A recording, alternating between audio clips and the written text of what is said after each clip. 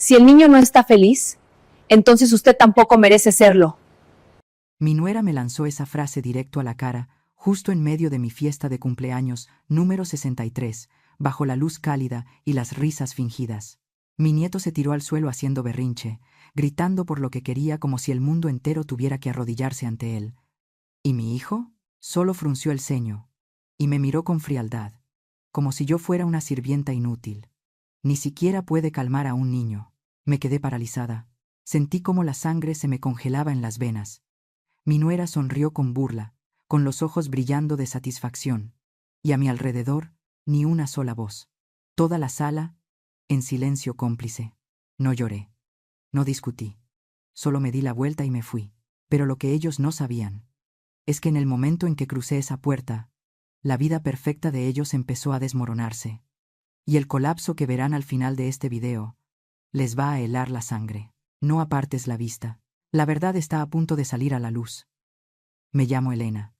He dejado a un lado todos mis sueños para dedicarme completamente a esta familia.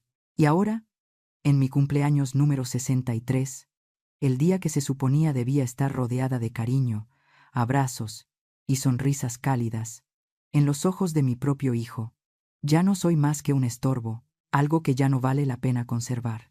A las 6 en punto, ya tenía la mesa lista. El aroma del mole poblano y del arroz rojo llenaba cada rincón de la planta baja. Me puse mi vestido verde esmeralda, el que solo saco en ocasiones muy especiales.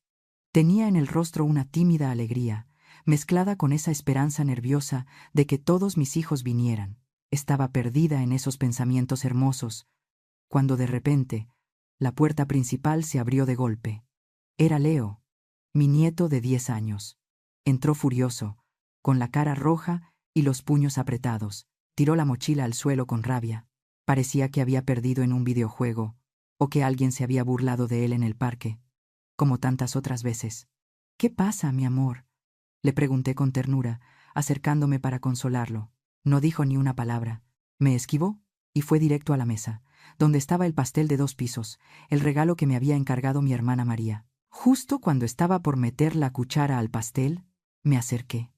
Le tomé la mano suavemente y le dije: «Espera, mi cielo.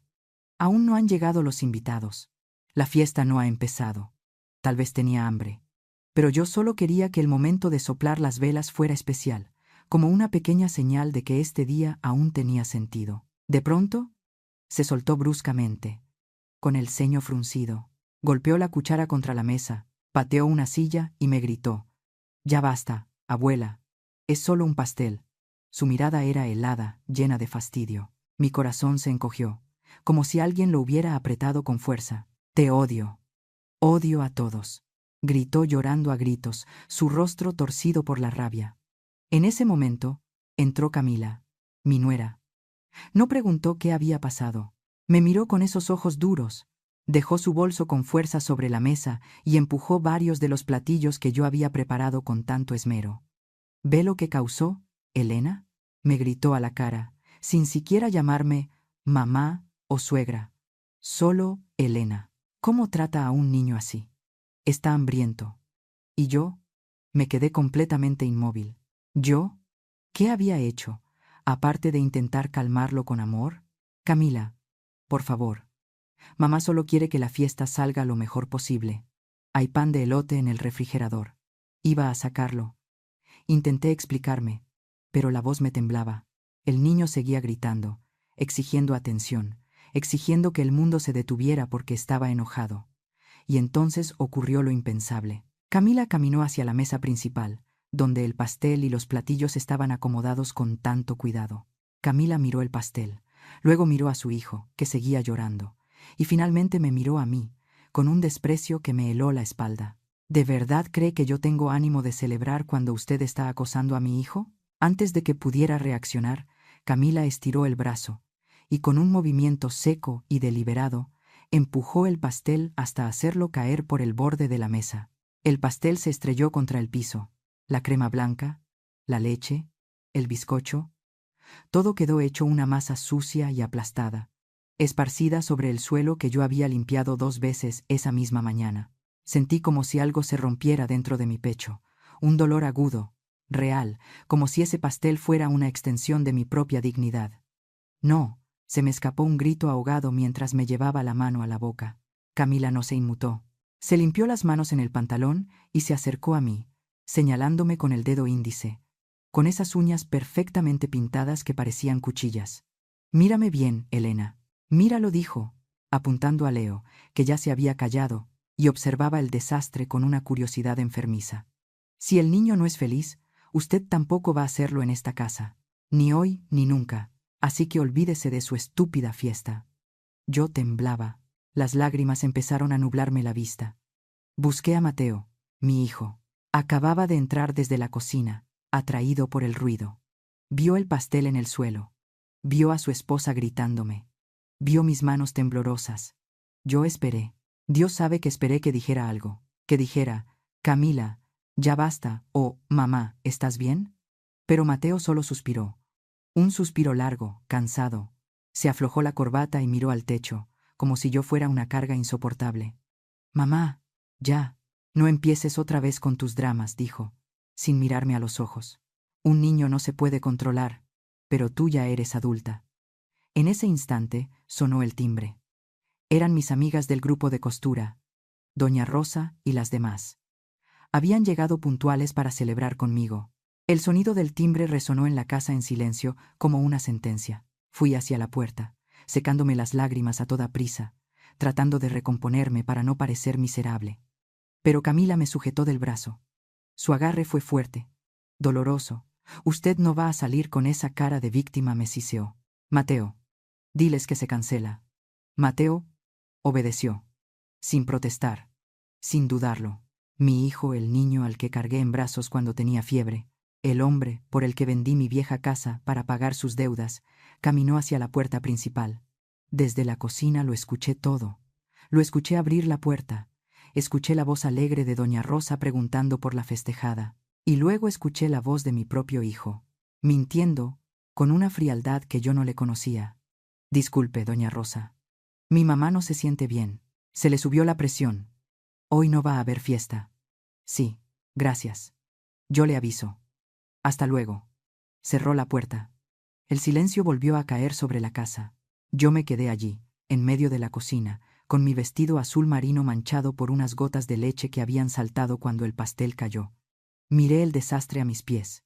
Miré a mi familia dándome la espalda. Nadie se disculpó. Nadie me ayudó a limpiar. Para ellos, yo era casi invisible. O peor aún, un estorbo que acababan de apartar. Me agaché lentamente, con las rodillas flojas, y tomé una servilleta para recoger los restos del pastel de mi cumpleaños.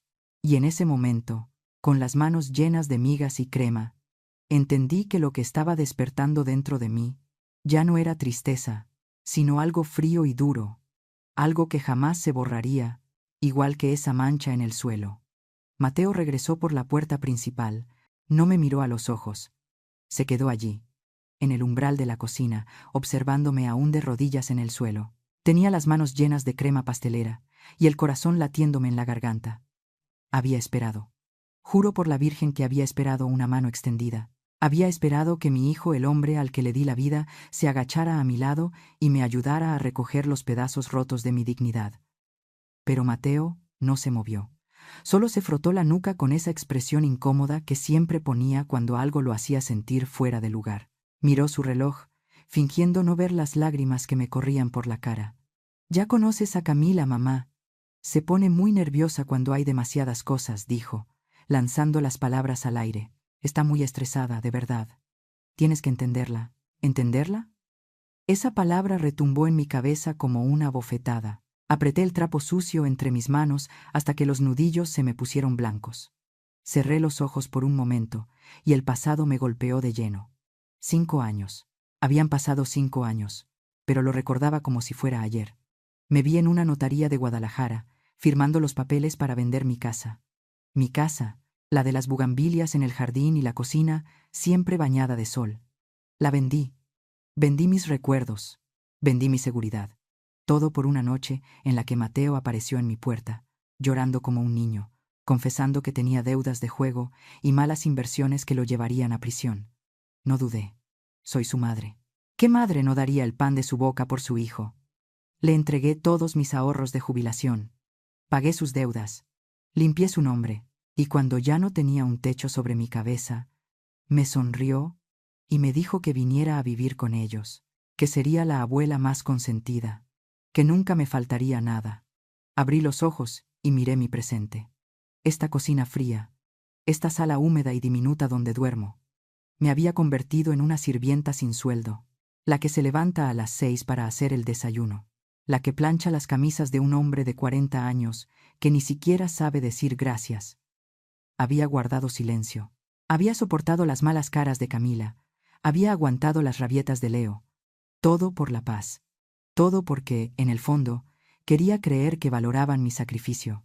Pero al ver a Mateo ahí, mirando al techo, mientras yo fregaba el suelo, como una cenicienta envejecida, algo dentro de mí se rompió por completo. Mateo, dije con voz ronca, intentando ponerme de pie. Mis rodillas crujieron por el esfuerzo y el dolor de la artritis. Mateo, hoy es el cumpleaños de tu madre. Tu esposa me humilló. Tu hijo rompió mis cosas.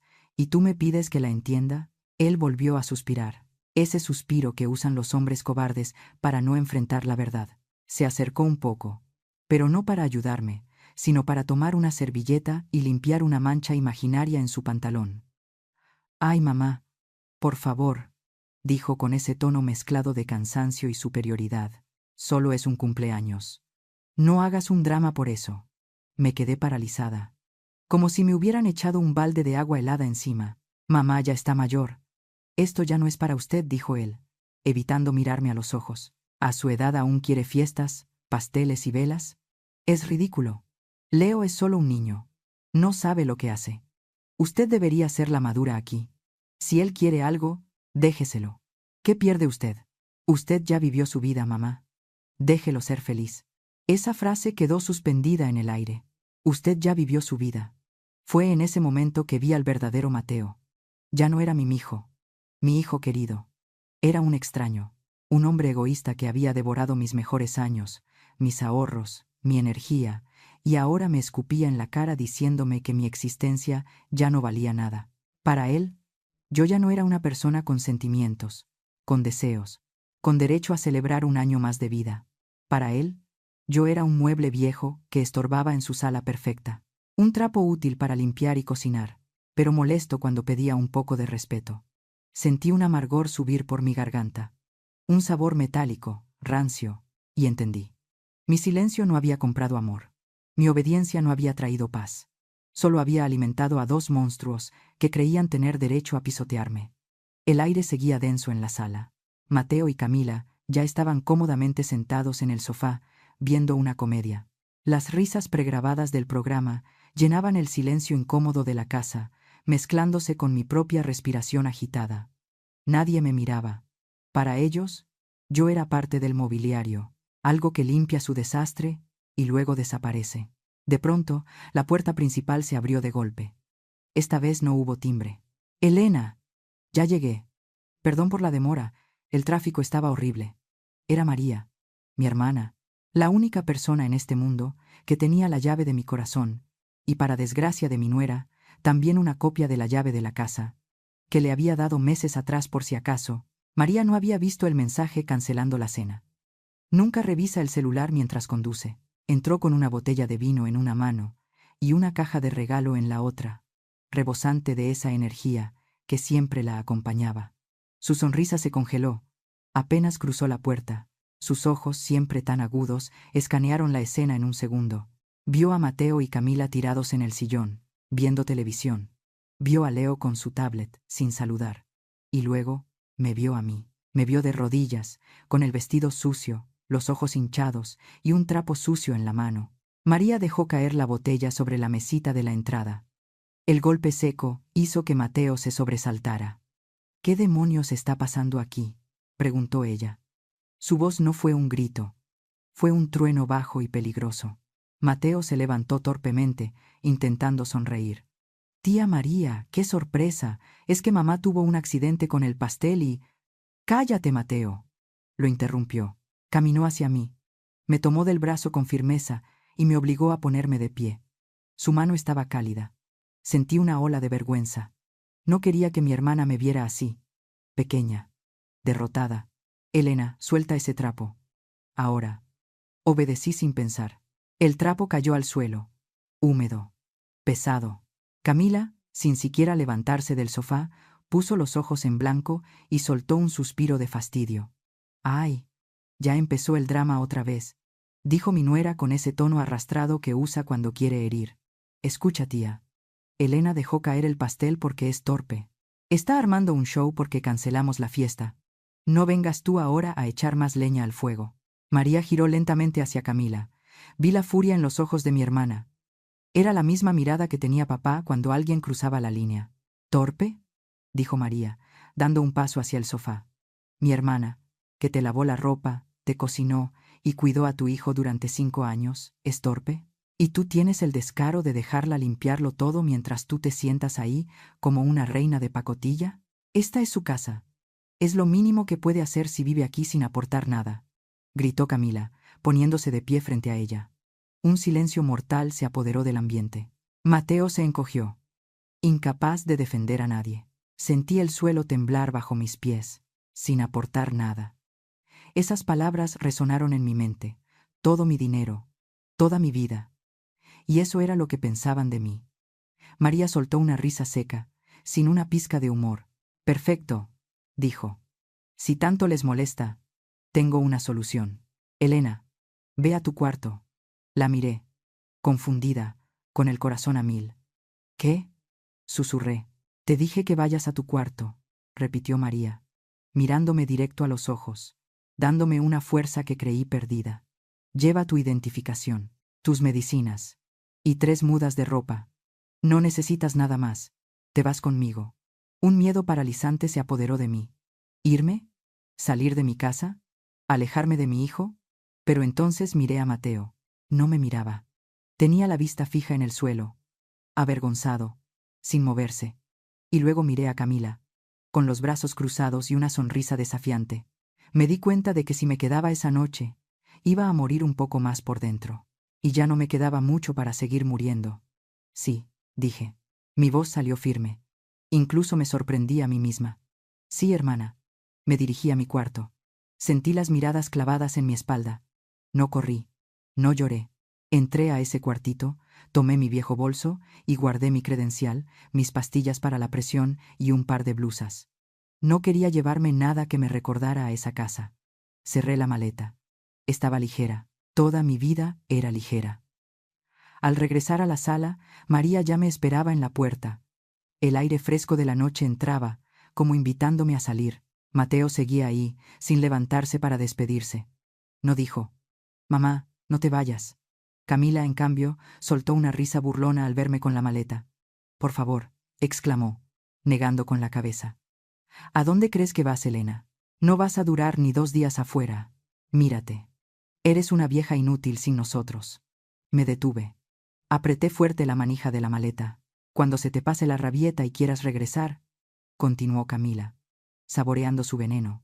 «No creas que voy a abrirte la puerta tan fácil. Tendrás que rogarme. Tendrás que arrodillarte y pedirme perdón». Giré la cabeza lentamente. Mi mirada se cruzó con la de ella. Por primera vez en años, no bajé la vista. La miré con una profundidad que la hizo callar por un segundo. No había odio en mis ojos, ni tristeza. Solo un vacío inmenso. El vacío de quien ya no tiene nada que perder. No dije una sola palabra. No se lo merecían. Mis palabras se habían agotado después de 5 años de excusas y perdón. Me di la vuelta. María puso una mano sobre mi hombro, protectora, y juntas cruzamos el umbral. La puerta se cerró tras nosotras, con un golpe seco. El clic de la cerradura fue el sonido de mi libertad. Caminamos hacia el coche de María bajo las luces de la calle. El aire olía a lluvia. Amigas, ¿alguna vez se han sentido invisibles en su propia casa? ¿Alguna vez han sentido que, a pesar de darlo todo, solo reciben silencio y desprecio? Si alguna vez lloraron en la cocina como yo, por favor dejen un comentario o un corazón aquí abajo. Necesito saber que no estoy sola en esto. Necesito saber que hicimos lo correcto. Abrí los ojos con sobresalto. La luz del sol entraba a raudales por la ventana, iluminando unas cortinas de seda color crema que no reconocí. Mi corazón dio un vuelco. Busqué el reloj en la mesita de noche. 9 de la mañana. 9 de la mañana. Me senté de golpe en la cama, con el pánico agarrándome el pecho. El desayuno de Leo. El uniforme de Mateo. La cafetera. Dios mío. Se me hizo tardísimo. Iban a llegar tarde por mi culpa. Iba a haber gritos. Camila iba a estar furiosa. Pero entonces, mis pies tocaron la alfombra suave y limpia de la habitación de invitados de mi hermana María. Y recordé. No estaba en esa casa. No tenía que correr. Me dejé caer de nuevo sobre las almohadas, sintiendo una mezcla extraña de culpa y un alivio tan profundo que me dieron ganas de llorar. Por primera vez en 5 años, mi cuerpo no dolía por el estrés de la madrugada. El silencio de la casa de mi hermana era como un bálsamo. Olía a lavanda y a café recién hecho, pero esta vez yo no lo había preparado. Mientras yo respiraba esa paz desconocida, a 20 kilómetros de allí, mi antigua casa se había convertido en un campo de batalla. Me imagino la escena porque la he vivido 1000 veces, solo que esta vez yo no estaba para apagar el fuego. A las 7:30, la casa de mi hijo debió ser un infierno. Nadie despertó a Leo. El niño, acostumbrado a que yo le acariciara el pelo suavemente para levantarlo, siguió durmiendo hasta que fue demasiado tarde. Camila se habrá despertado con el tiempo encima, corriendo por el pasillo, gritando nombres, buscando culpables. Bajaron a la cocina esperando encontrar la mesa puesta, el jugo de naranja exprimido y los huevos revueltos calientes. Pero la cocina estaba fría. La cafetera estaba vacía y apagada, tal y como la dejaron la noche anterior. No había aroma a pan tostado. Solo había silencio y platos sucios en el fregadero. Mateo habrá buscado su taza favorita, esa que yo siempre le dejaba lista junto a sus llaves. No estaba. Seguramente seguía sucia en algún rincón. Me lo imagino abriendo el refrigerador y encontrando solo envases vacíos que nadie se molestó en tirar. ¿Dónde está mi café? Habrá preguntado él al aire, con ese tono de niño malcriado que le sale cuando algo le falta. Pero el aire no responde. Y yo tampoco. De vuelta en el departamento de María, mi hermana entró a la habitación con una bandeja. Traía una taza de café humeante y unas rebanadas de pan con mermelada. Me sonrió. No me dijo nada. No me juzgó. Solo puso la bandeja en mis piernas y abrió las cortinas para que entrara más luz. Come, Elena. Te lo mereces, me dijo. Tomé un sorbo de café. Sabía a gloria. Sabía a libertad. Me quedé mirando por la ventana, viendo a la gente caminar por la calle, y me di cuenta de algo terrible y maravilloso a la vez. El mundo no se había acabado, porque yo no hubiera hecho el desayuno. El sol seguía saliendo. Pero en la casa de mi hijo, la tormenta apenas comenzaba. Leo se fue a la escuela sin desayunar y con el uniforme arrugado porque nadie se acordó de sacarlo de la secadora. Camila tuvo que salir corriendo sin maquillarse, furiosa, mascullando maldiciones contra mí. Esa vieja ridícula, seguro, dijo ella mientras manejaba estresada. Lo hace a propósito para fastidiarnos. Ya volverá con el rabo entre las patas cuando se le acabe el dinero. La tarde llegó y con ella el regreso a casa. La casa, que solía oler a limpiador de pino y a guisado casero cuando ellos volvían, ahora olía a encierro. La basura del pastel de ayer seguía en el bote, empezando a oler mal. No había comida caliente. Camila, cansada del trabajo, no se puso a cocinar. Pidieron pizzas. Comida rápida, grasosa y cara. Se sentaron a comer en la sala, rodeados de desorden. La ropa sucia se amontonaba en el cuarto de lavado. Una montaña de camisas, calcetines y pantalones que crecía silenciosamente, esperando unas manos que ya no estaban allí. Yo estaba en el balcón de María, leyendo un libro que tenía años queriendo empezar. La brisa de la tarde me acariciaba la cara. Me sentía rara, como si me faltara una extremidad, pero al mismo tiempo sentía que volvía a ser dueña de mi tiempo. Fue entonces cuando mi celular vibró sobre la mesa. El nombre en la pantalla hizo que se me helara la sangre. Mateo. Me quedé mirando el teléfono. Una parte de mí, esa parte vieja y sumisa, quiso contestar de inmediato. Quiso preguntar si estaban bien, si habían comido, si Leo había hecho la tarea. Mi mano tembló al acercarse al aparato. Lo tomé y deslicé el dedo para contestar. No dije nada. Solo pegué el teléfono a mi oreja, esperando. Esperando un perdón, mamá. Esperando un ¿dónde estás? Esperando un te extrañamos. Mamá, ¿Dónde demonios pusiste mi camisa azul? La voz de Mateo sonó irritada, sin preámbulos, sin saludo. Tengo una reunión importante mañana temprano y no la encuentro por ningún lado. Camila dice que tú la escondiste. Dime dónde está, rápido. Me quedé petrificada. Ni un ¿cómo estás? Ni un ¿tienes dónde dormir? Para él, yo no era su madre desaparecida. Yo era un sistema de archivo que estaba fallando. Yo era la lavandería que había cerrado sin aviso. Su preocupación no era mi bienestar. Era su camisa azul. Su egoísmo era tan grande que no dejaba espacio para nada más. Sentí una lágrima rodar por mi mejilla, pero no era de tristeza, era de rabia. Una rabia limpia y pura que terminó de quemar los últimos lazos de culpa que me ataban a esa casa. «Mamá, ¿me escuchas?», contesta, insistió él, impaciente. Miré el teléfono, miré el nombre de mi hijo, y por primera vez en mi vida decidí que mi paz valía más que su camisa planchada. No dije una sola palabra. Con el dedo firme, presioné el botón rojo de colgar. La pantalla se fue a negro. El silencio volvió al balcón. Respiré hondo, llenando mis pulmones de aire fresco. No volví a bloquear el teléfono, pero lo puse boca abajo sobre la mesa. Que busque su propia camisa, que aprendan a vivir en el caos que ellos mismos crearon. Yo, por hoy, voy a terminar mi café. Han pasado 7 días exactos desde que salí por esa puerta. Una semana completa. Durante estos días, el silencio de mi teléfono ha sido constante, interrumpido solo por llamadas perdidas de Mateo, que nunca contesto. Pero hoy, el silencio se rompió, no porque ellos quisieran saber cómo estoy, sino porque hoy es día primero. Y el día primero es el día de pagar las facturas. Durante años, yo fui el secreto financiero mejor guardado de esa familia. Ellos vivían en una burbuja de cristal, creyendo que sus sueldos de clase media alcanzaban para sus vinos importados, la ropa de marca de Camila y los colegios privados de Leo.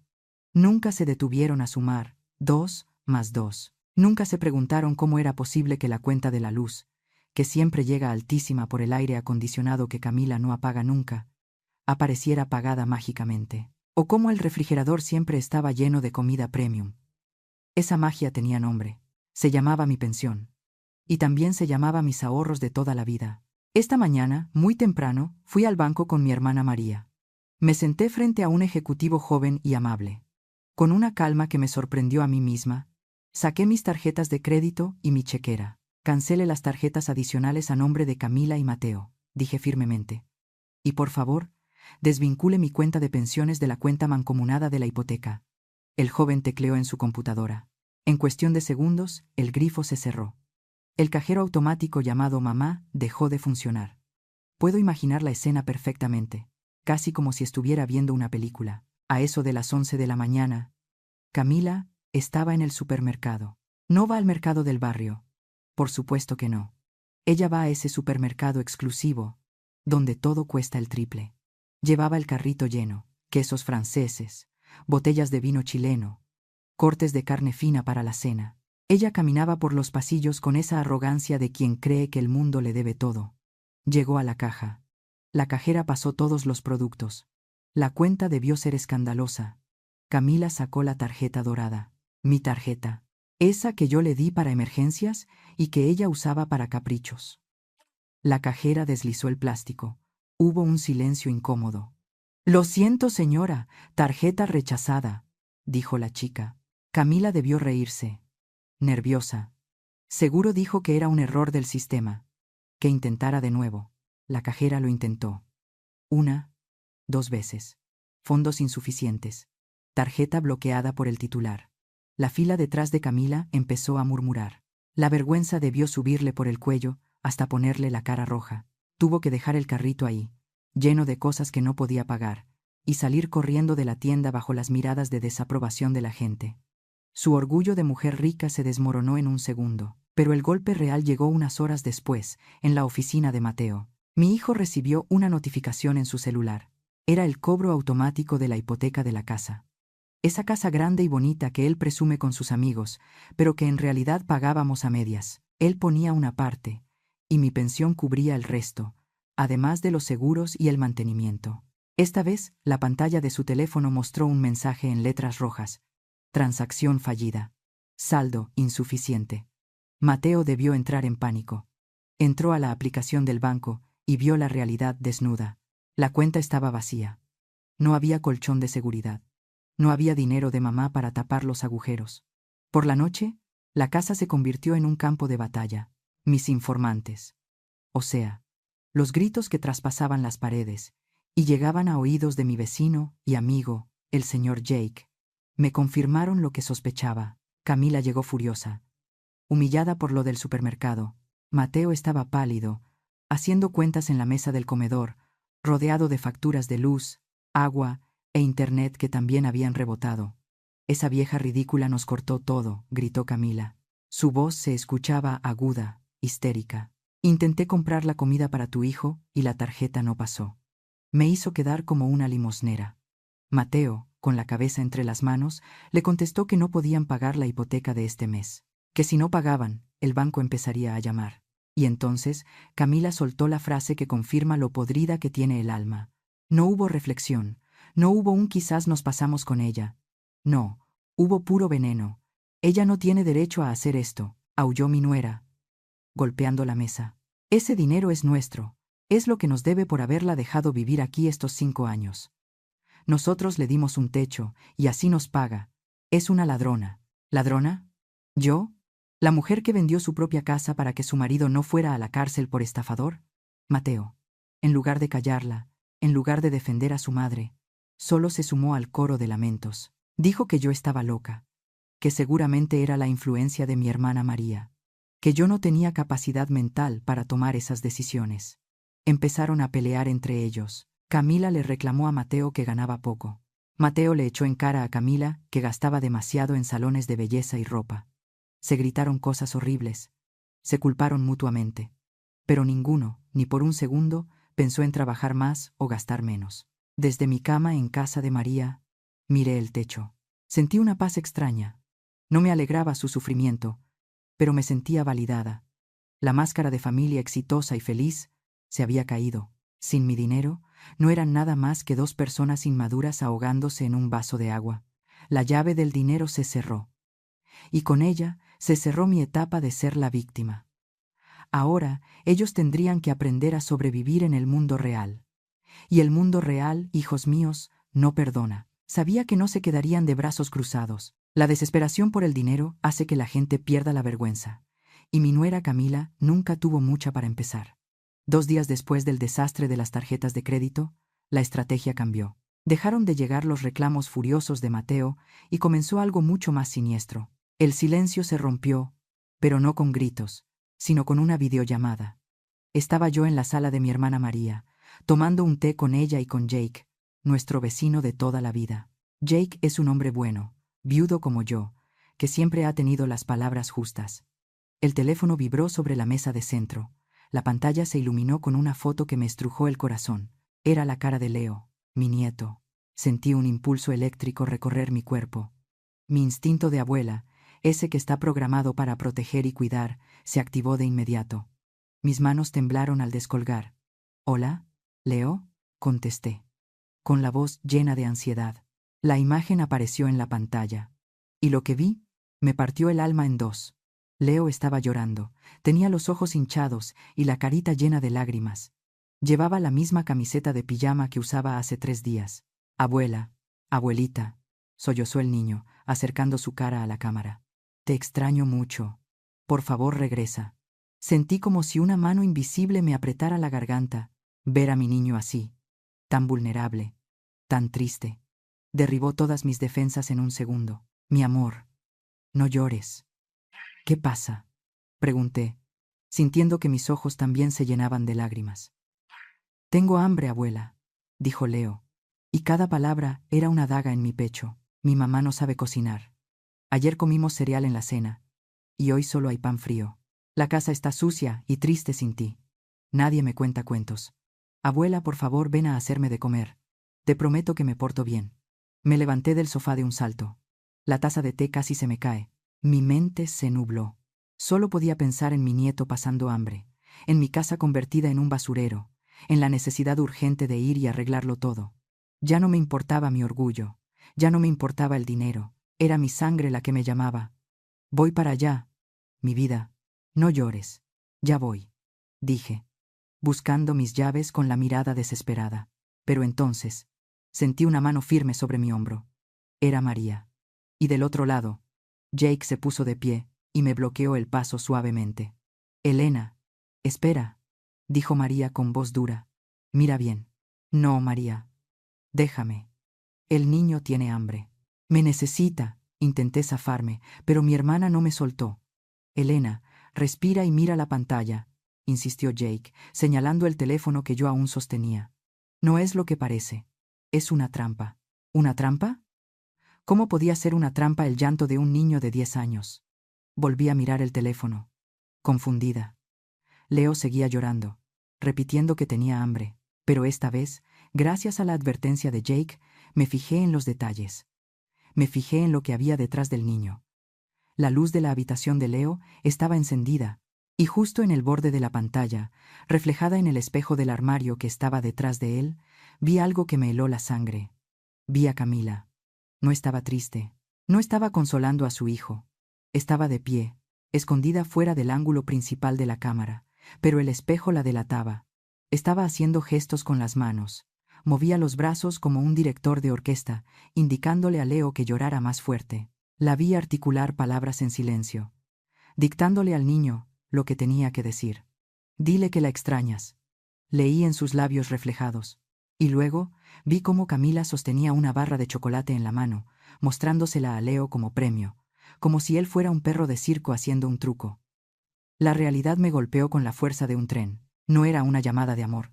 Era una obra de teatro. Camila estaba usando a su propio hijo, manipulando sus sentimientos y su hambre para traerme de vuelta. No porque me quisieran, sino porque necesitaban a la sirvienta y al cajero automático de regreso. El dolor que sentí en ese momento fue peor que cualquier insulto.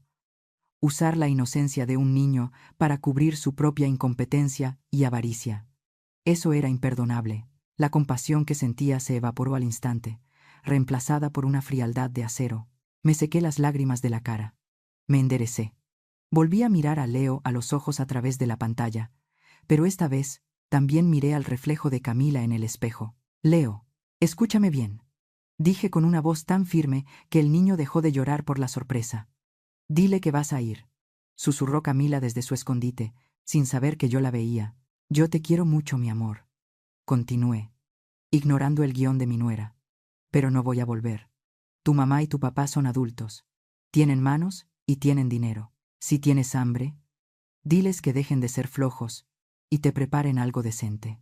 En el espejo, vi cómo la cara de Camila se transformaba. La máscara de cálculo se cayó y apareció la furia. Abuela, pero, intentó decir Leo, confundido porque la escena no salía como le habían dicho. No, Leo. Lo corté. Dile a tu madre, que está ahí parada detrás de ti, que esta función se acabó. No voy a volver para ser la criada de nadie. Que aprendan a cuidarte ellos, que para eso son tus padres. Camila, al darse cuenta de que la había descubierto, salió de su escondite y le arrebató el teléfono al niño. Su cara estaba roja de ira. Ya no había lágrimas falsas ni voces suaves. «Eres una bruja», gritó ella, acercando su rostro a la cámara. «Vas a dejar que tu nieto se muera de hambre. Nadie se muere de hambre teniendo un refrigerador y 2 padres sanos. Camila», le respondí con una calma que la desarmó. «Aprende a cocinar, o busca un trabajo para pagar quien lo haga, pero a mí no me vuelven a ver la cara». Y sin esperar su respuesta, sin esperar más insultos, presioné el botón rojo. La pantalla se apagó. La habitación quedó en silencio. María me abrazó fuerte. Jake me puso una mano en el hombro, en señal de respeto. Yo me quedé ahí, temblando. No de miedo, sino por la adrenalina de haber cortado el último hilo que me ataba a mi antigua vida de sumisión.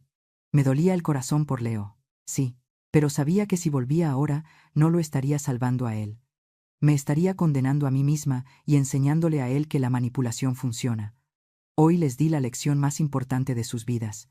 Hoy aprendieron que Elena ya no es un tapete que se pisa, sino una mujer que se respeta. Después de colgar esa videollamada, me sentí extrañamente vacía. No triste, sino vacía. Me fui a la habitación de huéspedes para terminar de acomodar mis pocas pertenencias en el armario que María había despejado para mí. Mientras sacaba mi ropa de la maleta vieja, algo cayó al suelo. Era un papel pequeño y arrugado que se había salido de uno de los bolsillos de mi bolso. Me agaché para recogerlo. Era una hoja de calendario. Tenía un círculo rojo grande y brillante marcado con plumón. La fecha era de hace exactamente un mes. Era el día del cumpleaños de Leo. Al ver esa fecha, el tiempo se detuvo. Mi mente, traicionera como siempre, me arrastró de vuelta a ese día. Y de repente, entendí todo. Entendí por qué mi paciencia se había roto tan fácilmente en mi propio cumpleaños. No fue un arrebato del momento. Fue porque la herida ya estaba abierta, sangrando y supurando desde hacía un mes. Recuerdo esa mañana con una claridad que lastima. Camila había estado planeando el cumpleaños de Leo durante semanas. No quería una fiesta en casa con piñata y dulces como las que yo le hacía a Mateo, no. Ella quería algo para presumir en sus redes sociales. Reservó una mesa en el restaurante italiano más lujoso y caro de la ciudad, un lugar de 5 estrellas donde los meseros usan guantes blancos. Yo estaba emocionada. Me bañé temprano y me puse mi mejor traje sastre, uno gris que tengo desde hace 10 años, pero que cuido con mucho esmero. Me sentía elegante. Estaba lista en la sala, con mi bolso en el regazo, esperando a que bajaran. Cuando Camila bajó las escaleras, vestida con ropa de marca y oliendo a perfume caro, se detuvo en seco al verme. No me sonrió. Me miró de arriba a abajo con una mueca de disgusto, como si yo fuera una mancha de grasa en su vestido nuevo. ¿A dónde vas así, Elena?, me preguntó, con ese tono condescendiente que usaba siempre.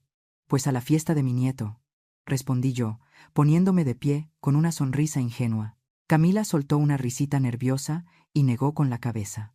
Se acercó a mí y me puso una mano en el hombro, no con cariño, sino para empujarme suavemente de regreso al sofá. «Ay, suegra, no me malinterpretes», dijo ella, bajando la voz como si me estuviera haciendo un favor. «Pero este restaurante es muy exclusivo. Va a ir gente muy importante, amigas mías de la alta sociedad. ¿Y tú? Bueno, con esa ropa tan anticuada y esos zapatos viejos, la verdad es que desentonas. Nos vas a hacer pasar vergüenza. Además, Leo quiere estar con gente joven y divertida». Me quedé helada. Sentí que la sangre se me iba a los pies. «Pero yo soy su abuela», susurré. «Y yo voy a pagar la cuenta, Camila». «Ah, sí. Eso sí», me interrumpió ella rápidamente, extendiendo la mano con la palma abierta. «Dame la tarjeta. Nosotros nos encargamos de pagar. Tú quédate aquí. Alguien tiene que cuidar al perro y de paso, podrías ir preparando algo de postre para cuando regresemos. Algo sencillo. No nos esperes despierta». Y yo, tonta, vieja y tonta, le di mi tarjeta de crédito. Vi cómo la guardaba en su bolso de diseñador. Vi cómo salían por la puerta con Mateo y Leo, riendo, sin siquiera voltear a despedirse. Me dejaron allí, vestida y alborotada, en la casa vacía que yo misma pagaba. Esa fue la primera puñalada. Pero la segunda, la que me mató el alma, llegó esa misma noche. A pesar del dolor, mi amor de abuela pudo más. Me quité el traje sastre, me puse el delantal y me metí a la cocina. Preparé flan napolitano, el auténtico, con caramelo quemado y vainilla natural. Es el postre favorito de Leo desde que era un bebé. Pensé que, al volver, al menos podría darle un abrazo y verlo comer mi regalo. Llegaron a las 11 de la noche. Entraron haciendo ruido. Mateo venía con la corbata deshecha y los ojos vidriosos por el vino. Camila venía riéndose fuerte, revisando los me gusta en las fotos que había subido a internet. Leo venía cargado de regalos costosos, con cara de aburrimiento. «Sorpresa», dije yo, saliendo de la cocina con el flan en un plato bonito, con una velita encendida. «Feliz cumpleaños, mi amor». Leo se detuvo. Miró el flan. Luego me miró a mí. No había alegría en sus ojos. Había el hastío de un niño malcriado que ha tenido demasiado de todo. «¡Ay, no, abuela!», gritó él, manoteando el aire. «Quita eso. Acabo de comer el mejor pastel de chocolate del mundo en el restaurante. Estoy llenísimo. No quiero tu flan aguado. Me vas a poner gordo». Y con un movimiento berrinchudo, empujó mi mano. El plato resbaló. Cayó al suelo, con un estruendo seco. El flan se deshizo. El caramelo salpicó mis zapatos. Esos zapatos viejos que Camila tanto despreciaba. La velita se apagó en el piso, ahogada en el dulce. Me quedé mirando mi trabajo destruido a mis pies. Esperé que Mateo regañara al niño. Esperé que Camila le dijera que pidiera perdón, pero Camila solo suspiró, fastidiada, y se llevó la mano a la frente. Por Dios, Elena, dijo ella con voz arrastrada. ¿Ves lo que provocas? El niño está cansado, y tú vienes a molestarlo con comida. Ahora mira el desastre. Hazme el favor de limpiar todo eso antes de dormirte, que no quiero que se llene de hormigas. Vamos. Leo, sube a tu cuarto. Y me dejaron ahí. Otra vez. Sola con mi flan roto y mi corazón hecho pedazos. De vuelta en el presente, en la habitación de María, miro la hoja del calendario que tengo en la mano. Ese día, hace un mes yo no me fui. Me quedé. Limpié. Y lloré en silencio. Pero esa noche algo cambió. Esa noche, el amor incondicional que sentía por ellos empezó a morir. Lo que pasó en mi cumpleaños no fue el inicio, fue el final. Fue la gota que derramó un vaso que ya estaba lleno de veneno. Miro la fecha una última vez. Mis manos, que ya no tiemblan, rompen el papel. Lo rompo por la mitad, luego en 4, luego en 8 pedazos pequeños. Camino hacia el bote de basura y dejo caer los restos de ese recuerdo. Ya no duele. Solo queda la certeza de que nunca más voy a permitir que nadie escupa sobre mi cariño. Señoras y señores, amigos míos que me escuchan, se me seca la garganta al contarles esto. Es difícil admitir que uno ha criado cuervos, pero si han llegado hasta aquí conmigo, si sienten mi dolor como suyo, les pido un favor pequeño. Escriban el número 1 en los comentarios. Solo el número 1, para saber que no estoy hablando sola, para saber que hay alguien ahí, al otro lado, sosteniéndome la mano mientras me preparo para dar el golpe final. Su presencia es mi fuerza. El silencio en mi teléfono duró poco. La calma que había logrado construir en casa de mi hermana se vio interrumpida no por llamadas de arrepentimiento, sino por el eco de la guerra que mis propios familiares habían decidido declararme. Al cortarles el dinero, no solo les quité la comodidad, les quité el aire. Y cuando a un animal salvaje le quitas el aire y lo acorralas contra la pared, no pide perdón. Muerde. En la casa que alguna vez fue mi hogar, el pánico se había instalado como una enfermedad. Me enteré de los detalles después, pero puedo reconstruir la escena con la precisión de quien conoce a los monstruos que alimentó. Llegó el correo. Pero no eran cartas normales.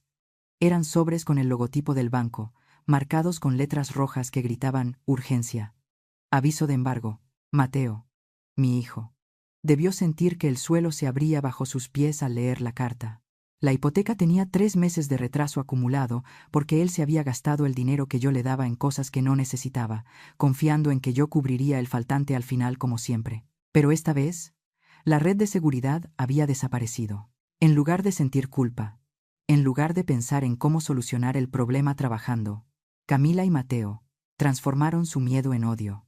«Mamá quiere matarnos», debió decir Mateo, pálido, con la carta del banco temblando en sus manos. «No, Mateo», le corrigió Camila, con los ojos brillando de malicia pura. «Ella no quiere matarnos.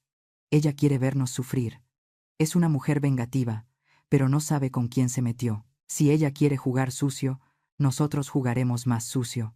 Y así, tomaron la decisión más baja y cobarde que un hijo puede tomar contra su madre. Si no podían sacarme dinero, me sacarían la honra. Decidieron destruirme públicamente ante los vecinos y ante el mundo digital, pensando que la vergüenza me haría volver corriendo a abrirles la cartera. Estaba yo en la cocina de María, pelando unas manzanas, cuando escuché que alguien tocaba la puerta con insistencia. Era Jake, mi vecino y amigo.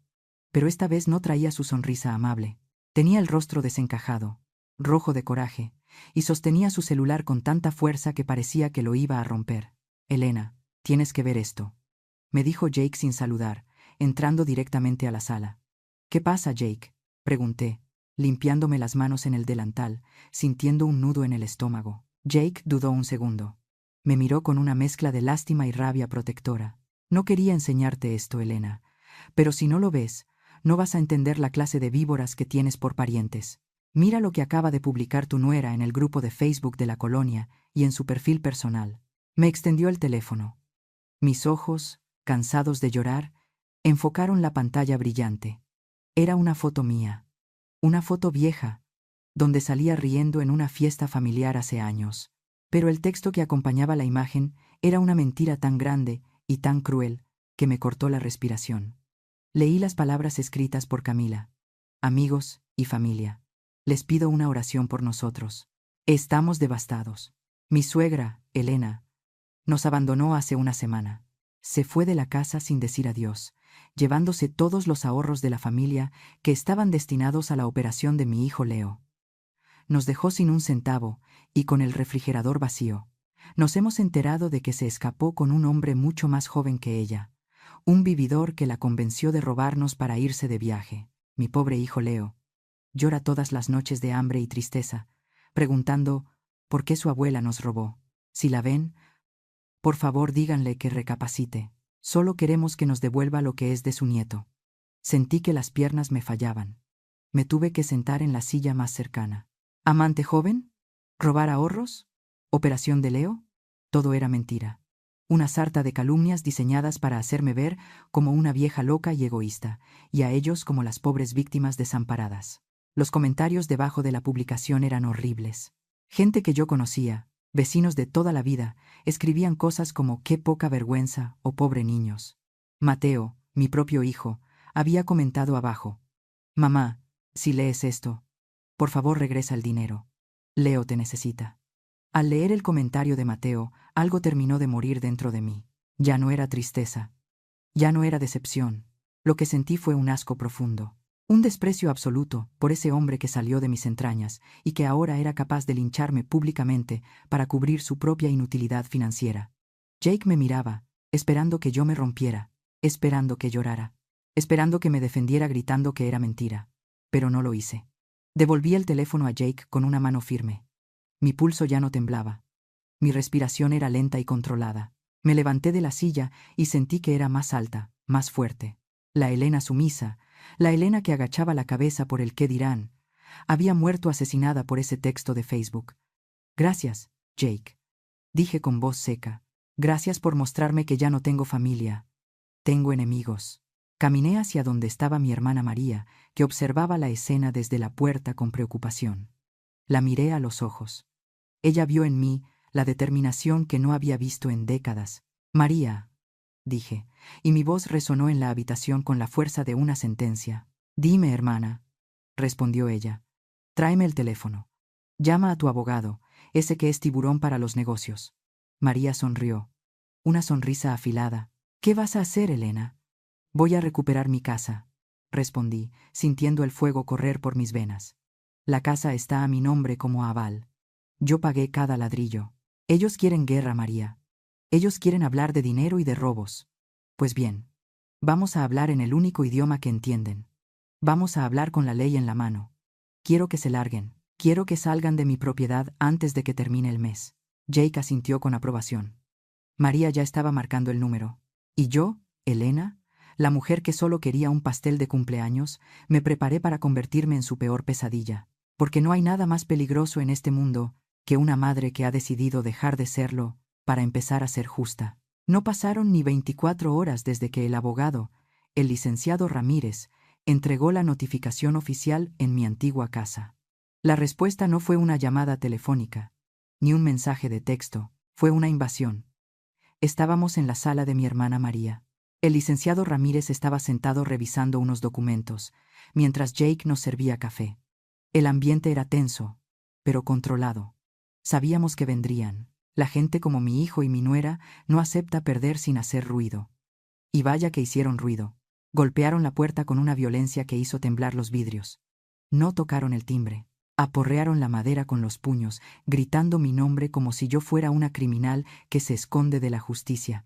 «Elena, sal ahora mismo.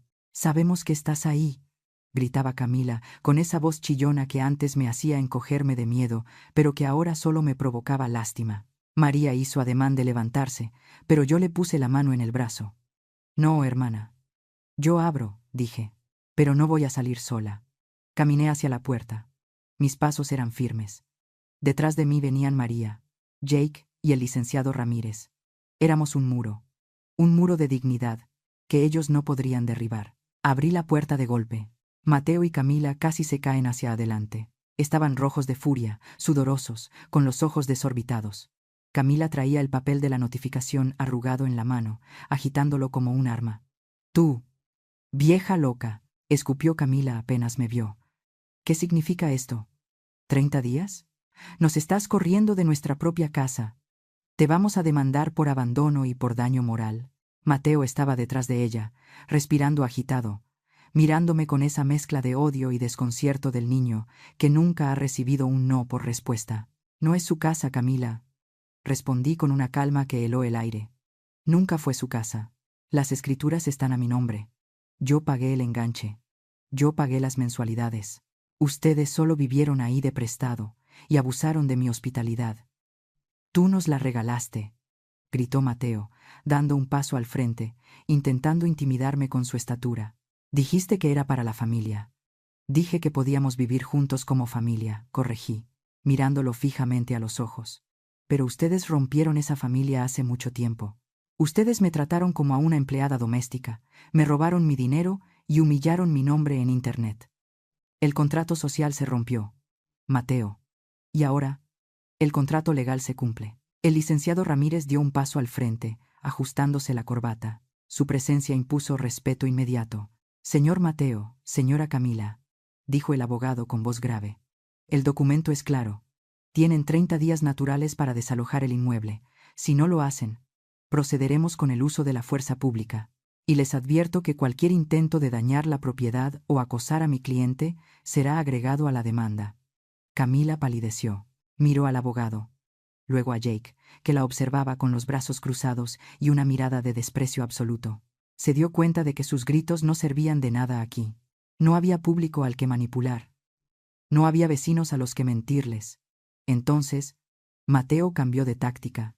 Al ver que la violencia no funcionaba, recurrió a su vieja arma secreta: la lástima. El hombre de 40 años se transformó en un niño desvalido frente a mis ojos.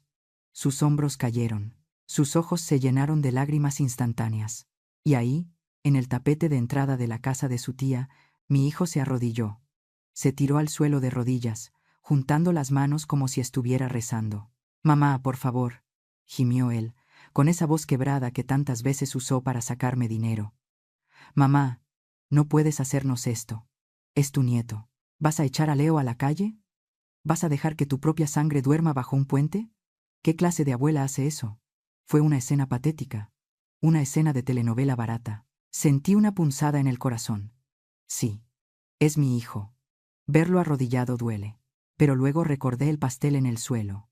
Recordé la videollamada manipulada. Recordé las mentiras en Facebook. Y el dolor se convirtió en claridad. Miré a Mateo desde arriba, no con soberbia, sino con la distancia de quien ve las cosas como son. «Levántate, Mateo», dije secamente. «Ten un poco de dignidad, mamá». «Por Leo», insistió él, arrastrándose un poco hacia mis pies. «No uses a mi nieto como escudo». Lo corté, alzando la voz por primera vez. «Yo no estoy echando a Leo a la calle. Estoy recuperando mi patrimonio de 2 adultos sanos, fuertes y con capacidad de trabajar que decidieron ser unos parásitos. Ustedes son los padres. Es su responsabilidad darle un techo a su hijo, no la mía». Mateo se quedó callado, con la boca abierta. «Y escúchame bien», agregué, inclinándome un poco para que no perdieran ni una palabra. «Si me entero de que Leo pasa hambre, o frío, o que no tiene dónde dormir por culpa de la incompetencia de ustedes dos, no dudaré en ir al tribunal de familia». Camila abrió los ojos como platos. «¿Qué?», susurró ella. «Lo que oíste», confirmé. «Tengo los recursos, tengo el tiempo y tengo los abogados. Si ustedes no pueden cuidar a Leo, yo pediré la custodia total. Yo lo criaré, y me aseguraré de que crezca lejos de la toxicidad y la flojera de sus padres. Así que más les vale que se pongan a trabajar y consigan un departamento en esos 30 días. Por el bien de su hijo».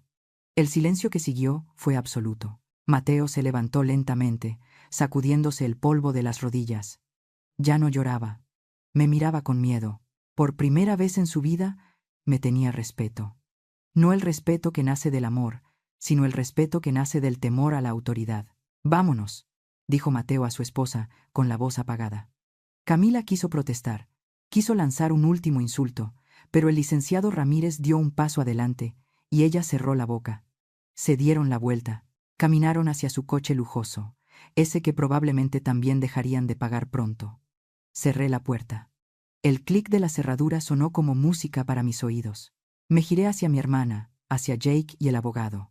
Mis piernas temblaron un poco, ahora que la adrenalina bajaba, pero mi espíritu estaba intacto. Se acabó, dije, soltando el aire que tenía contenido. Ya no soy su víctima.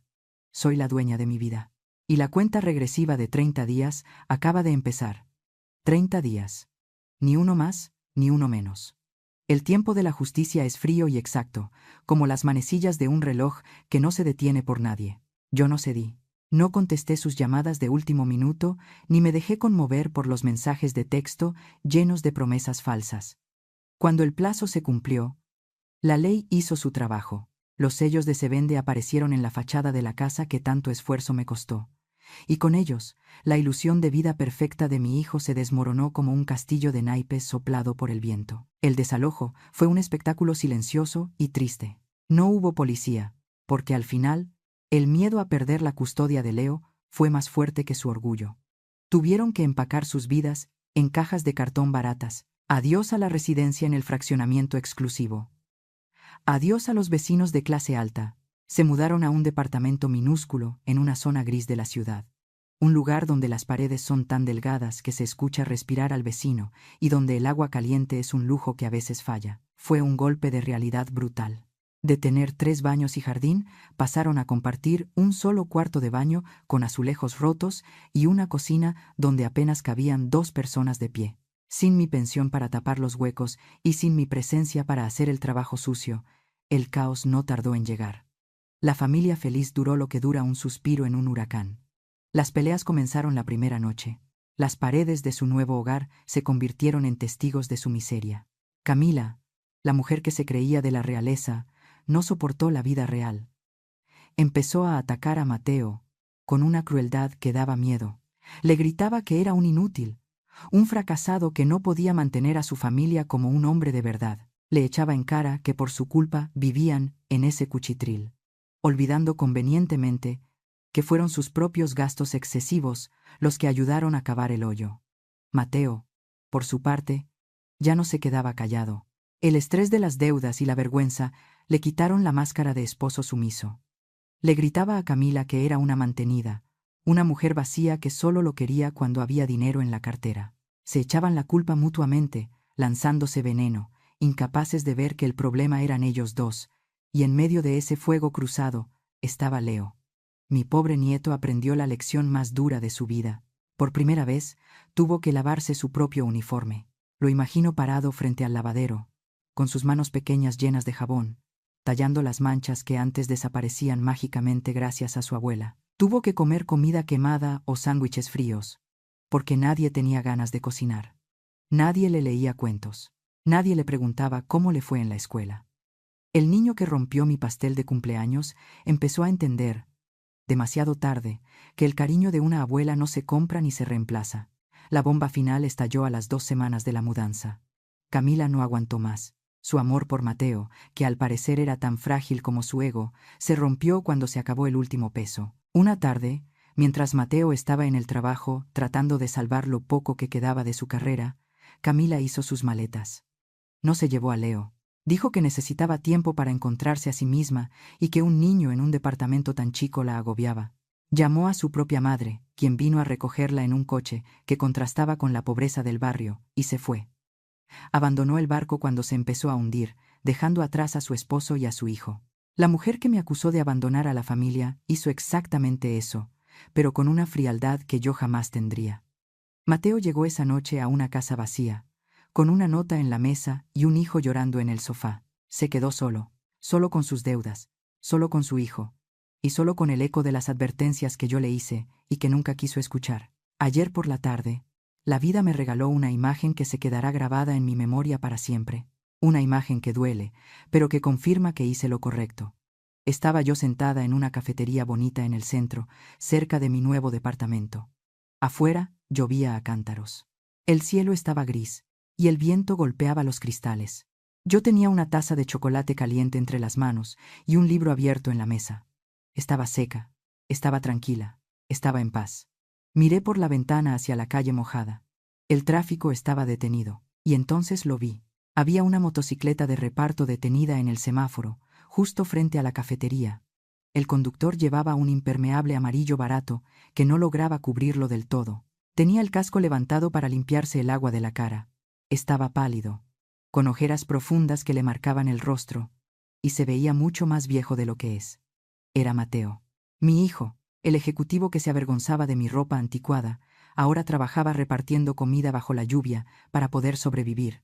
Lo vi tiritar de frío. Lo vi mirar el reloj con angustia, seguramente preocupado por llegar a tiempo para no perder la propina. Nuestras miradas no se cruzaron. Él estaba demasiado ocupado, sufriendo las consecuencias de sus actos. Sentí un estruendo en el pecho. El instinto materno quiso hacerme levantar, quiso hacerme salir a la lluvia, darle mi abrigo, darle dinero, decirle que todo iba a estar bien. Mi mano se movió sola hacia mi bolso. Pero me detuve. Recordé el pastel en el suelo. Recordé la humillación. Recordé que él eligió a una mujer que lo despreciaba sobre la madre que lo amaba. Recordé que él es un hombre adulto, y que esta lluvia y este frío, son los maestros que él necesita ahora. Si yo salía a salvarlo, le estaría robando la única oportunidad real que tiene de madurar. Así que, no me levanté. Apreté la taza de chocolate caliente con fuerza. Sentí su calor en mis palmas y tomé un sorbo lento. El semáforo cambió a verde. Mateo arrancó la moto y se perdió entre los coches y la lluvia. Que Dios te bendiga, hijo mío, susurré para mí misma. Aprende, por favor, aprende.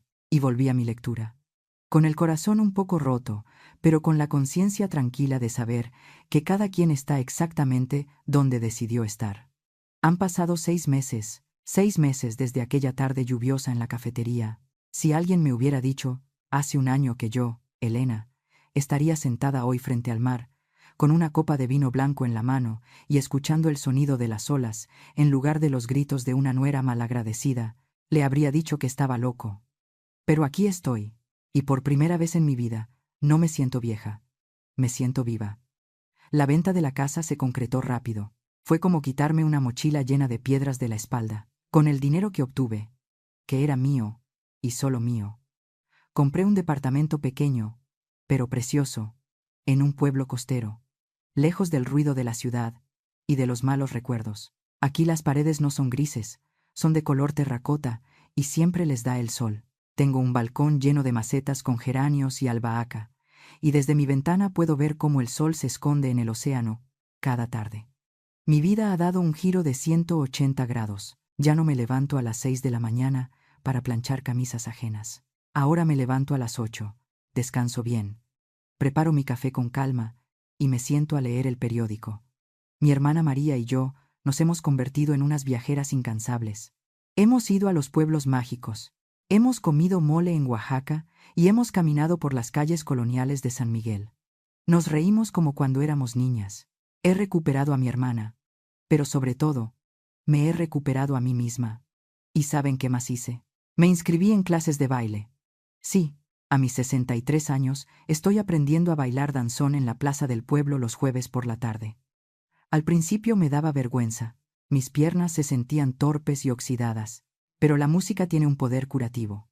Poco a poco, mi cuerpo recordó que no solo sirve para limpiar pisos, sino también para sentir el ritmo y disfrutar. También volví a cocinar, pero no por obligación. Ahora soy voluntaria en un comedor comunitario 2 veces por semana. Preparo grandes ollas de arroz y guisados para gente que realmente lo necesita. Y la diferencia es abismal. Aquí, cada plato que sirvo es recibido con una sonrisa genuina, y un Dios se lo pague, señora Elena. Esa gratitud me llena el alma más que cualquier lujo. Y luego está Jake. Mi querido vecino Jake no quiso quedarse atrás. Vendió su casa también y se mudó a un complejo para retirados a solo unas cuadras de aquí. Dice que el clima del mar le hace bien a sus huesos. Pero yo sé que en el fondo quería estar cerca de nosotras. Jake se ha convertido en mi compañero de aventuras. No somos novios, somos algo más tranquilo y más profundo. Somos almas afines. Él me abre la puerta del coche, me trae flores sin razón, y, Lo más importante, me escucha, me respeta. Con él he aprendido que el amor en la tercera edad no es pasión desenfrenada, es compañía, es lealtad, y es reírse juntos mientras tomamos un helado en el malecón. Ayer, mientras me arreglaba para salir a cenar con Jake y María, me miré en el espejo. Llevaba un vestido de lino color coral y me había pintado los labios de un rojo suave. La mujer que me devolvía la mirada ya no tenía los ojos tristes ni los hombros caídos. Era una mujer guapa, una mujer digna. Me guiñé un ojo a mí misma y sonreí. Elena, te ves divina, me dije en voz alta. Fue justo en ese momento de plenitud cuando mi teléfono vibró sobre el tocador. Me acerqué extrañada. Pocas personas tienen mi número nuevo. Miré la pantalla. Era un número desconocido. Dudé un momento, pero algo en mi instinto me dijo que lo abriera. Era un mensaje de texto, corto, mal escrito, como escriben los niños a escondidas. Abuela, soy Leo. Le robé el celular a mi papá un ratito. Abue, perdón. Te extraño mucho. Nadie hace el flan como tú. La comida aquí sabe feo y te extraño. Cuando sea grande voy a trabajar mucho para ir a buscarte. Te quiero. Sentí un nudo en la garganta, pero esta vez no fue de angustia. Fue un nudo de ternura y de esperanza. Mis ojos se humedecieron, pero no dejé caer la lágrima para no arruinar mi maquillaje. Mi nieto, mi pequeño Leo. Finalmente estaba entendiendo el valor de las cosas. No por el dinero, sino por el amor que le faltaba. Me senté en la orilla de la cama y tomé el teléfono con calma. No podía volver. No iba a volver. Eso lo tenía claro. Mi regreso no los ayudaría a crecer, solo los volvería a hacer dependientes. Pero mi amor por él seguía intacto, esperando el momento correcto. Escribí mi respuesta con los dedos firmes y el corazón en paz. Hola, mi amor. Yo también te quiero. Me alegra que me escribas. Guarda ese recuerdo del flan en tu corazón. Pero no me busques todavía. Búscame cuando hayas crecido. Búscame cuando te hayas convertido en un hombre de bien, trabajador y honesto. Aquí te estaré esperando, con un flan y un abrazo, cuando seas el hombre que sé que puedes ser. Envié el mensaje. Suspiré profundamente y dejé el teléfono. Escuché el claxon del coche de Jake afuera. Me levanté, tomé mi bolso y salí al balcón. El aire olía a sal y a flores nocturnas. La vida es bella, amigos míos. La vida empieza de nuevo cada vez que nosotros decidimos que empiece. Y hoy, mi vida es una fiesta a la que por fin estoy invitada. El sol se está poniendo sobre el horizonte. Desde mi silla en el porche, veo cómo el cielo se pinta de naranja y violeta. Tengo una manta ligera sobre las piernas y una taza de té de manzanilla en las manos. El sonido de las olas rompiendo suavemente en la orilla es la única música que necesito ahora. Respiro hondo. El aire huele a sal y a paz. A una paz que me costó lágrimas de sangre conseguir, pero que ahora atesoro más que a cualquier joya. Miro hacia atrás, a ese torbellino que fue mi vida hace apenas unos meses, y ya no siento dolor. Lo que siento es una claridad inmensa. Es como si me hubiera quitado una venda de los ojos que llevé puesta durante décadas.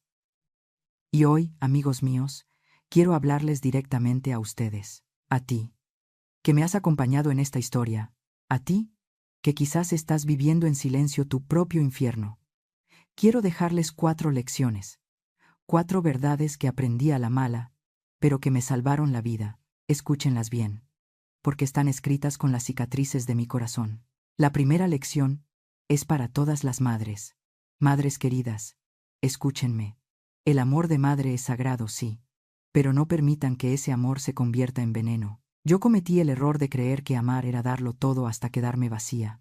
Creí que sacrificarme me haría santa, y lo único que hizo fue convertirme en víctima. No cometan mi error. No entreguen su patrimonio antes de tiempo. No vendan su casa para pagar los errores de sus hijos. Mantengan sus bienes y sus límites firmes. El dinero no es sucio. El dinero es su seguridad y su libertad. Y recuerden esto. La mejor manera de enseñarles respeto a sus hijos es respetándose a ustedes mismas primero. Si ustedes se tratan como tapetes, ellos se limpiarán los pies en ustedes. Ámense lo suficiente para decir no. La segunda lección es para los hombres, para los esposos y los hijos. Hijos míos, no sean tibios. La tibieza destruye familias. Mi hijo Mateo perdió todo, no por ser malvado, sino por ser débil. Cuando un hombre permite que su esposa humille a su madre, está firmando la sentencia de muerte de su propio matrimonio. No se trata de elegir bandos. Se trata de elegir la justicia. Si no tienen el coraje de poner un alto a la falta de respeto en su propia casa, entonces no están listos para ser cabezas de familia. El silencio ante la injusticia los hace cómplices. No sean como Mateo, tengan el valor de defender lo correcto, aunque eso signifique dormir en el sofá una noche. La tercera lección es sobre la avaricia. Miren a Camila. Ella quería todo, quería lujos, quería estatus, quería vivir como reina sin mover un dedo. Y su avaricia fue un pozo sin fondo que se tragó su felicidad. La avaricia te ciega. Te hace creer que las personas son objetos que puedes usar y tirar. Pero la vida tiene una balanza muy precisa. Aquellos que solo saben recibir sin dar las gracias, terminan inevitablemente en la soledad y la pobreza. No construyan su vida sobre el dinero ajeno. El pan sabe más dulce cuando se gana con el sudor de la propia frente. La gratitud es la única moneda que compra la verdadera abundancia. Y la última lección, amigos, es sobre las relaciones. Un matrimonio, una amistad o una relación de familia debe construirse sobre el respeto, nunca sobre la servidumbre. Yo era la sirvienta de mi familia, no su matriarca, y eso no es una relación, es una explotación. Si están pensando en casarse, miren bien cómo trata su pareja a sus padres. Miren bien si tiene empatía, porque la belleza se acaba, el dinero se va, pero la decencia del alma es lo único que queda. No acepten menos de lo que valen. No se queden donde no los celebran. El sol ya casi se ha ocultado. Las primeras estrellas empiezan a brillar en el cielo oscuro. Me siento ligera. Me siento fuerte. Ya no soy la sombra que limpiaba pasteles del suelo mientras lloraba. Soy una mujer que baila los jueves, que ayuda a los demás y que se toma su vino frente al mar. Mi pasado fue duro. Sí, pero mi presente es mío. No tengan miedo de empezar de cero, sin importar la edad que tengan. No tengan miedo de cerrar puertas para que se abran ventanas. Soy Elena, tengo 63 años, y mi vida apenas comienza. Gracias a todos por escucharme. ¿Y ustedes? ¿Qué piensan de la decisión que tomó Elena? ¿Habrían tenido el valor de hacer lo mismo? ¿O habrían actuado diferente si estuvieran en sus zapatos? Por favor, compártanme sus pensamientos ahí abajo en los comentarios. Créanme que leo cada una de sus palabras, una por una, porque su opinión es muy importante para mí. Si esta historia les tocó el corazón o los dejó pensando, no olviden regalarme un me gusta, compartirla con su gente querida y suscribirse al canal para que no se pierdan ninguno de los relatos que vienen en camino. Nos escuchamos en la próxima historia. Esto es Historias del Suspiro, donde usamos los cuentos para acompañarlos a través de los años, buscando juntos esa paz y esa fuerza que todos llevamos en el alma.